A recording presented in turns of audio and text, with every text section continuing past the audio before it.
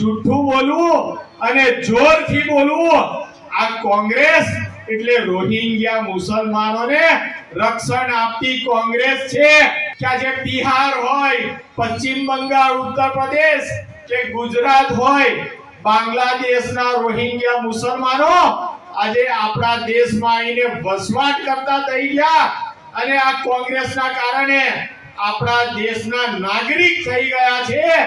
એવા નાગરિક જે તમારો મારો આપણા ભારતીયોનો હક જે પચાઈ પાડે છે એવા નાગરિક થઈ ગયા છે। કારણ કે આપણને સરકાર જે યોજના આપે છે, આપણને સરકાર જે સહાય કરે છે, એની ઉપર હક હોય તો એ માત્ર ને માત્ર આપણા ભારતીયોનો અધિકાર છે।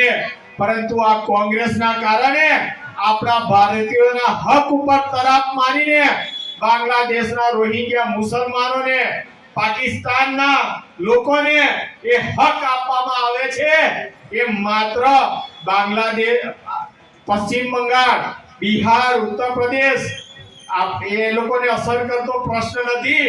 હું તમારું ધ્યાન દોરવા માંગુ છું કે પાદરા તાલુકાના ભોજ ગામમાં પણ 40 જેટલા રોહિંગ્યા મુસલમાનો બાંગ્લાદેશી નાગરિકો મળી આવ્યા હતા। એ તમારો ને મારો અધિકાર છીનવતા હતા। એ લોકોને આપણે પાદરામાંથી કાઢીને બાંગ્લાદેશ મોકલ્યા છે। આ કામ જો કર્યું હોય તે ભારતીય જનતા પાર્ટીની સરકારે કર્યું છે। તેવા રોહિંગ્યા મુસલમાનોને શોધીને બહાર કાઢ્યા છે અને આજે એ પરિણામ આ બિહારમાં પણ આપણને દેખાઈ રહ્યું છે।